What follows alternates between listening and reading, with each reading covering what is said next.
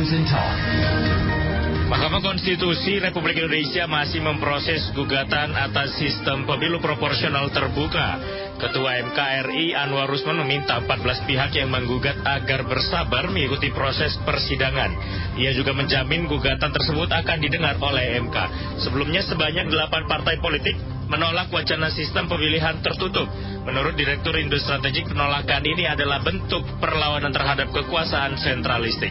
Bagaimana untuk menyikapi terkait dari MK akan membahas mengenai pemilu sistem terbuka atau tertutup, kami akan membahasnya bersama dengan pengamat hukum tata negara dari Universitas Diponegoro, Dr. Viviana Wisnaini SHM.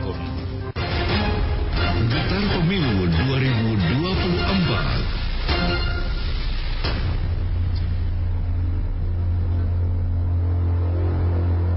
Selamat siang Bu Vivi. Selamat siang. Iya, Bu Vivi, ini masih menjadi perbincangan hangat ya, meskipun masih diproses di MK, tapi apakah kira-kira MK akan memutuskan untuk menolak wacana sistem pemilihan tertutup atau justru akan menerima wacana tersebut? Kalau masalah menerima atau menolak memang saya tidak tahu ya, Mas. Yeah.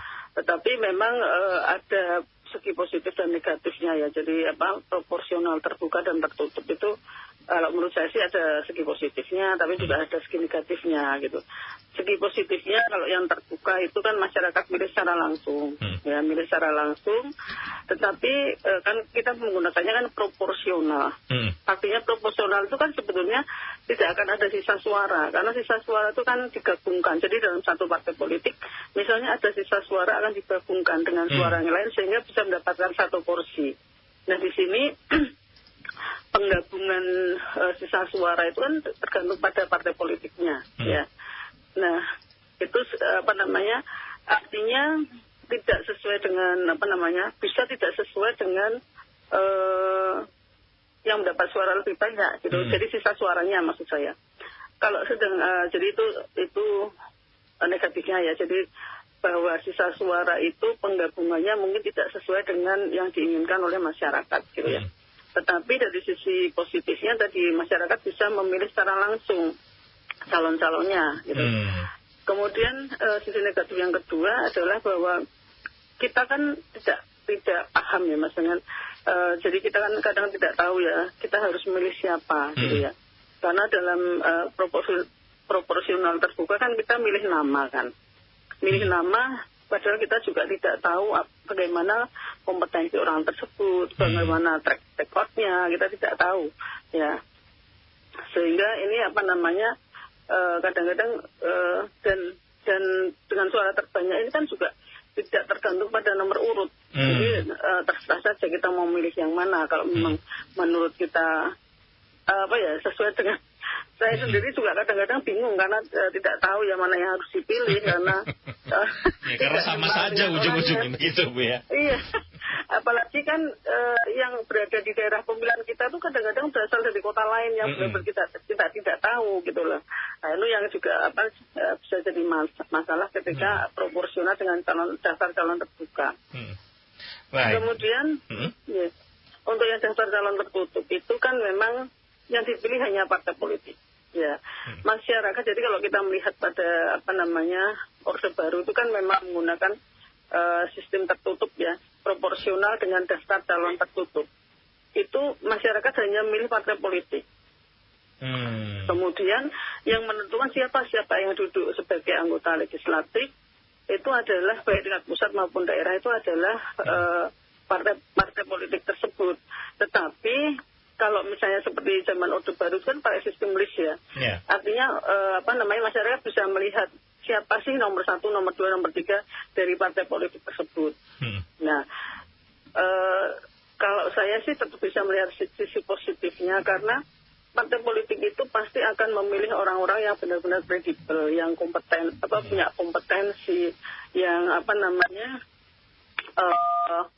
berintegritas misalnya. Karena di sini dia bersaing dengan partai lain kan. Partai lain juga akan mengajukan calon yang seperti itu. Tetapi memang di sisi lain juga karena masyarakat miliknya partai, dia tidak bisa memilih calon yang diinginkan. Kan tergantung juga tadi. Dan satu lagi, kalau dalam sistem tertutup itu peranan ketua partai itu sangat besar. Yang menentukan nomor urut itu kan ketua partai. Nah, itu kan perannya sangat besar. Sehingga mereka ya pimpinan partai lah, itu yang menentukan nomor urut siapa, satu siapa, dua siapa. Dan nanti yang perolehan suara itu juga tergantung pada nomor urut itu. Jadi gitu. Yeah. Tetapi itu tadi sepanjang ketika Orde Baru itu kan kita juga tidak bisa memungkiri ya bahwa yang mereka yang duduk di DPR itu memang orang-orang yang pintar karena benar-benar pilihan partai politik gitu ya. Sedangkan kalau sekarang kan mungkin yang terpilih bukan pilihan partai politik tetapi pilihan masyarakat ya. Padahal mereka itu belum tentu punya kompetensi yang baik, karena kan kadang-kadang sistem pendaftaran di partai politik itu juga ada yang melakukan dari beberapa partai politik kan memang ada yang melakukan ujian dulu, ada yang tidak, jadi itu yang mungkin tetap ada plus minusnya gitu.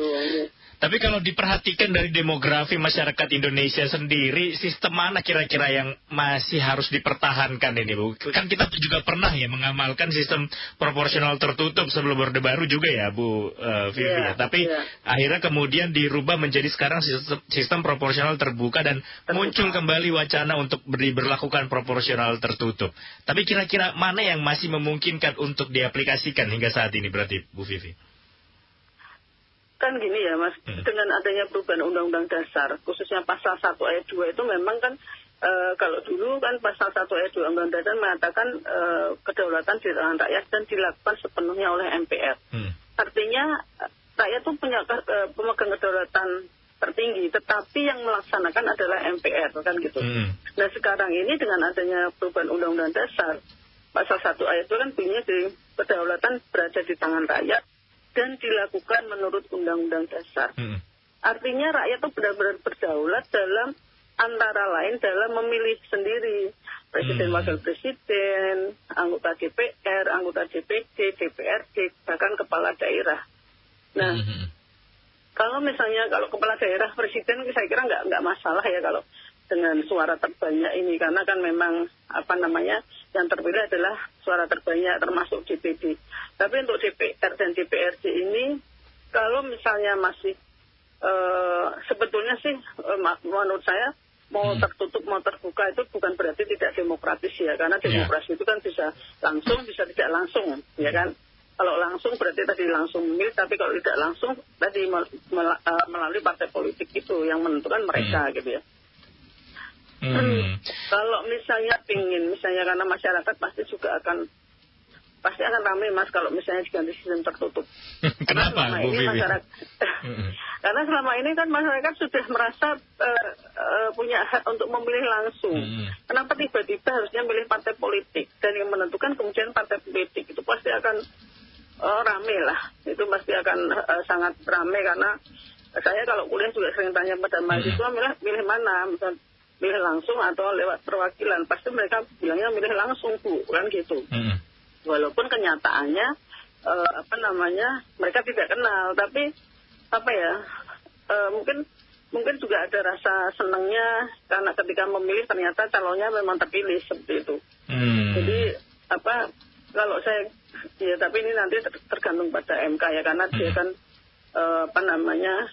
tergantung argumentasi dan latar belakang atau alasan dari putusan MK tadi memutuskan apa gitu ya.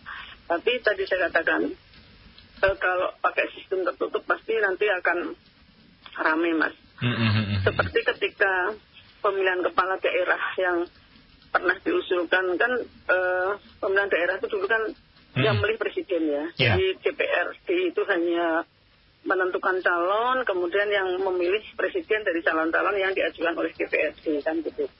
Kemudian ketika kemudian akhirnya setelah reformasi itu pemilihan kepala daerah secara langsung ya, langsung masyarakat senang menyambut bahwa ini dianggap sebagai bagian dari demokrasi kan gitu. Tapi kemudian ketika ada wacana pilkada lewat DPRD, itu kan ramai Mas, sampai akhirnya waktu itu Pak SBY menganggap bahwa kondisi sudah genting gitu kan, sehingga SBY kan mengeluarkan perpu Perpu nomor 1 tahun 2014 tentang pemilihan kepala daerah akhirnya kembali dipilih lagi oleh rakyat secara langsung. Nah ini apalagi nanti DPR pasti akan semakin ramai. Ini ada beberapa pesan WhatsApp yang masuk ke redaksi kami ya Bu Vivi, saya bacakan ya. Ini dari Pak Mahbub dari Semarang Selatan mengatakan tertutup terbuka sama saja, toh mereka yang dipilih akan lupa sama yang milih. Kalau kata Pak Mahbub. Kemudian dari Bu Susi dari Ngalian, tertutup itu akan mengurangi indeks demokrasi Indonesia. Kemudian dari Pak Ahmad dari Tembalang mengatakan tertutup terbuka juga sama saja, PR-nya adalah menghadirkan pemilu yang berbiaya murah dan juga berintegritas. Nah ini mungkin ada tanggapan dari Bu Vivi dari 3 pendengar kami yang menyampaikan via WhatsApp ini Bu. Jadi kalau dilihat dari pertanyaannya tuh seolah mereka sudah pasrah ya Pak. Betul kan. Karena berapanya sudah pasrah, tertutup terbuka terserah lah gitu kan gitu ya. Ya tadi ada mungkin kalau menurut saya kalau biar masyarakat tetap senang karena diberi hak untuk memilih secara langsung, tetapi mungkin sistemnya bukan bukan proporsional terbuka ya mungkin, tetapi masalah penentuan distrik daerah pemilihan itu yang penting. Mungkin perlu disyaratkan bahwa daerah orang yang akan dipilih itu adalah berasal dari daerah pemilihan di mana dia berada, sehingga masyarakat benar-benar kenal, oh ini toh nanti kalau walaupun itu, tapi tidak berarti mewakili daerah ya, karena kalau DPR itu kan wakil rakyat, kalau DPD kan wakil daerah. Jadi kalau menurut saya seperti itu, jadi ada syarat khusus bahwa orang yang dicalonkan itu memang berasal dari daerah yang bersangkutan. Itu mungkin mungkin kedua-duanya bisa terwakili ya Mas, jadi rakyat bisa secara langsung, dan yang dipilih benar-benar terkenal, yang diketahui tadi integritasnya, kompetensinya, dan mungkin seperti itu kalau menurut saya. Jadi memang kalau dan kalau tadi saya sampaikan dengan sistem tertutup itu biasanya kualitasnya lebih terjamin, karena itu partai politik pasti akan memilih orang-orang yang memang kompeten, kemudian setia sama partainya. Zaman dulu kan orang jarang ya Mas pindah-pindah partai. Iya betul Bu ya. Kalau sudah ini ya tokoh sampai tua dia akan terkenal sebagai tokoh partai tersebut, betul. Iya, jadi sehingga mereka memang dikenal kesetiaannya terhadap partai, dan tadi nomor urut itu juga ditentukan oleh kualitas masing-masing. Itu yang menentukan partai politik. Jadi kalau tertutup sih kalau seperti itu Mas. Gimana Mas? Muncul wacana juga sebelumnya ini bukan sempat mencuat juga pemilihan tingkat gubernur juga dihilangkan, pemilihan secara langsungnya maksudnya biar dikembalikan lagi ke pemilihan melalui DPRD provinsi atau mungkin DPR yang menunjuk atau bahkan presiden juga, tapi menghilangkan jabatan pemilihan langsung gubernur. Apakah ini tadi senada dengan Bu Susi akan mengurangi indeks demokrasi Indonesia ketika kemudian pemilu proporsional tertutup dikembalikan Bu? Gini ya, masalah hak gubernur itu ya. Gubernur itu kan sebetulnya pembantu presiden ya. Jadi kepanjangan tangan dari presiden di provinsi.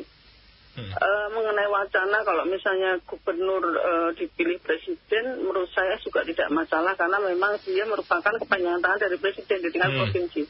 Tetapi untuk kabupaten kota memang sebaiknya langsung rakyat ya, karena kan nanti yang lebih dekat hubungan dengan rakyat itu kan bupati wali kota.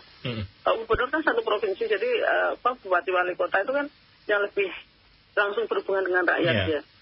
Kalau menurut saya sih nggak masalah, maksudnya kalau untuk gubernur loh ya, tapi kalau untuk bupati wali kota memang sebaiknya tetap seperti sekarang, sehingga apalagi gubernur bupati wali kota itu kan bupati wali kota kan biasanya berasal dari daerah yang bersangkutan, jadi masyarakat yang bersangkutan pasti sudah tahu, lebih dulu tahu lah kualitasnya kan gitu. Tapi kalau gubernur ini kan dia sebenarnya tingkatnya sebagai kayak koordinator ya dari bupati wali kota, nggak masalah kalau menurut saya kalau gubernur ya. Tadi Bu Vivi ya, kalau dari Bu Susi dari ngalian kan mengatakan ya, tertutup atau proporsional tertutup ini akan mengurangi indeks demokrasi Indonesia. Kalau kita berkaca dari pemilihan di Amerika Serikat mungkin, yang kita kenal sebagai negara paling demokrasi lah, ibaratnya begitu ya Bu Vivi ya.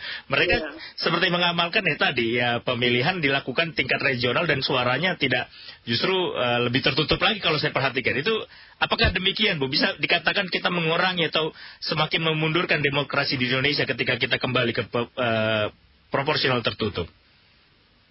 Sebetulnya sih tidak ya, karena kan saya sampaikan bahwa yang namanya demokrasi itu ada yang langsung, ada tidak langsung, kan gitu.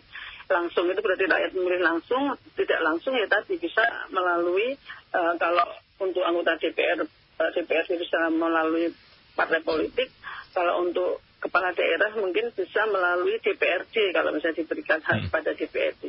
Jadi tidak otomatis bahwa yang tidak langsung itu tidak demokratis. Yang tidak langsung itu tidak berarti terus langsung tidak demokratis gitu. Kalau ya, saya yang penting kok apapun sistemnya, yang penting bahwa itu bisa membawa kesejahteraan rakyat, bisa membawa negara lebih maju, lebih aman. Kalau saya lebih ke situnya sebetulnya. Ini berarti tinggal bagaimana masyarakat mengambil sudut pandang ya Bu Vivi ya. Iya, betul, ya. Juga pemerintah mungkin menghadirkan bagaimana tadi akhirnya pemilu yang dilaksanakan entah proporsional tertutup atau terbuka, dia bisa menghasilkan pemimpin-pemimpin yang berintegritas ya Bu Vivi ya. Iya, yang dan benar-benar memikirkan kepentingan rakyat, bukan partainya gitu loh. Karena kalau DPR itu kan harusnya wakil rakyat, sehingga lebih memikirkan kepentingan rakyat.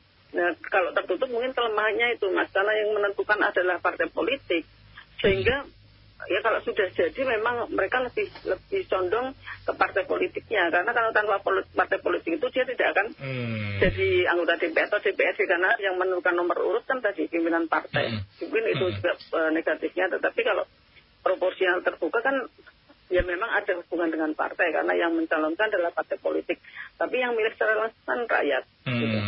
Itu menjadi catatan besar mungkin ya, ketika partai proporsional tertutup akan diaplikasikan kembali ya Bu Vivi ya.